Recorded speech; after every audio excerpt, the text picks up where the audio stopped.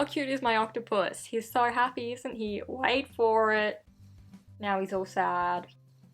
Now he's happy again. How awesome is that? So yes, I crocheted this reversible octopus. I wasn't sure if I'd be able to do it. I wasn't sure if the reversible part would work, but it did. And today I'm going to be talking all about how I made it. So the inspiration for this octopus came from a few different places. So about 3 years ago, my sister got me this little octopus for Christmas. It is purple on this side and has a little smile, and then when you flip it over, it's angry and pink. She got it from a company called Turtle, and I just had it sitting on my shelf for a few years. And then last year, these became really popular on TikTok. I'm not sure exactly where the sudden popularity came from. The first TikTok I saw was a girl saying like, oh, I'm really bad at expressing my feelings, so my boyfriend bought me this octopus so I can show how I'm feeling. And then TikTok just got flooded with these reversible octopuses. Lots of companies started making them and kind of ripping off Turtle, which is really sad. If you're gonna buy one from Turtle. And I still see people unboxing them and being really excited about them to this day. But I hadn't really thought about crocheting one until I saw a pattern on Instagram. So I was just scrolling through Instagram and one of the crochet people I follow published a free pattern of how to crochet a reversible octopus. Except it actually wasn't an octopus, it only had 6 legs, and I was like, I don't want to crochet a 6-legged octopus, I want an 8-legged octopus. So I went onto Pinterest, they had loads of patterns there, and I found one that was free. I thought it looked easy to follow. The pattern is actually on Ravelry, so I'll link it below so you can follow it too if you want. And then so I had the pattern and I needed some supplies. So in terms of supplies, the yarn I used for this, I'm not sure how well you can tell, but it is super soft.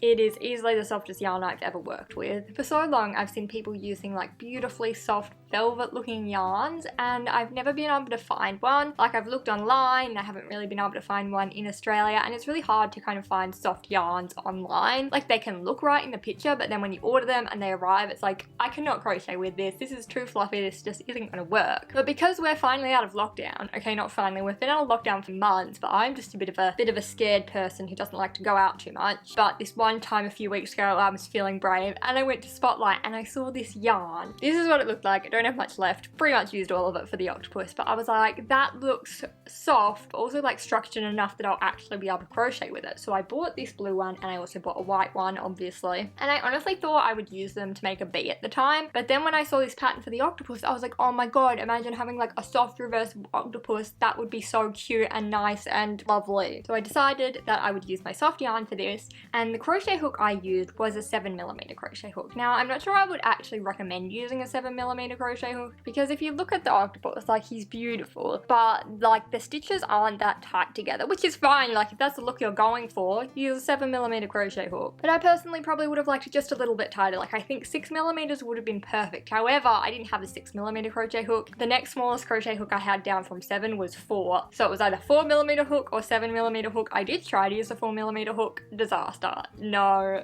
it was way too tight. I couldn't tell what was happening. No, it just didn't work. So I stuck with my 7mm crochet hook. So in terms of the actual crocheting, I filmed the whole thing, so let's have a look at that and talk about how I did it. So to make the octopus, you needed to make 2 bodies, 1 in each colour, and 16 tentacles, 8 in each colour. So I started off by using the blue yarn to create the first body. This was the first time that I was crocheting with the yarn, so I wasn't sure how obvious the stitches would be and if it would be clear enough for me to see, but it was really easy to crochet with, and it just felt so nice the whole time you're crocheting. Like I really want to just buy a whole lot of this yarn and crochet a sweater or something. I just want to sit there crocheting with it for hours. Anyway, back to the octopus body. So the pattern was very straightforward to follow. If you've ever made any kind of amigurumi in the past, it is just a very standard amigurumi pattern. So like you started off with a magic circle, then increased to 12, 18, 24, 30, 36, 42. These numbers will probably be very familiar in your head if you do a lot of amigurumi like I do. And once you got to row 12, you had like 9 rows where you were just crocheting all around, no increasing, no decreasing, and I just love doing crocheting like that because you can just put on a TV show, put on a YouTube video, and you can just sit there. You don't even have to pay attention to what you're crocheting. You just keep going all the way around, just doing one single crochet in every stitch while you're watching the show. It's great. So overall, the body didn't take very long, and I know I'm a pretty slow crocheter as far as it goes, but I did it in a single sitting, and then I ended up with my first octopus body. So the next logical step probably would have been to make the white body, since I just made the blue body, but no, I wanted to move on to the tentacles next. I wanted to do everything in blue before I started with the white yarn. So the pattern for the tentacles was quite a bit more challenging to follow than the body. So here is the pattern here. If you followed it kind of step by step, stitch by stitch, it was pretty straightforward. And I think the reason why I found the tentacle pattern a bit more challenging than the body pattern was that the body was worked in the round, the tentacles were not. And typically in amigurumi you work in the round. That is what I'm most used to, and while I have done some crocheting not in the round before, it's not the most familiar thing to me. So this was worked in rows, except the rows were kind of like semicircles. Anyway, like I said, just followed the pattern stitch by stitch, and eventually I got there. And honestly, by the time I had done 4 of these tentacles, I had it down pat. I knew exactly what I was doing, and I had the pattern memorized. And then I had to make another 4 tentacles, which was actually a breeze now that I knew what I was doing. And then I had all my blue pieces made, so I had to do all of that all over again with the white yarn. So I made the white body just exactly the same as I did the blue one, and then I made the white tentacles just like I did the blue tentacles, and then I had 2 bodies and 16 tentacles. And it was time to figure out how the heck I was going to sew all these together to make some kind of reversible octopus.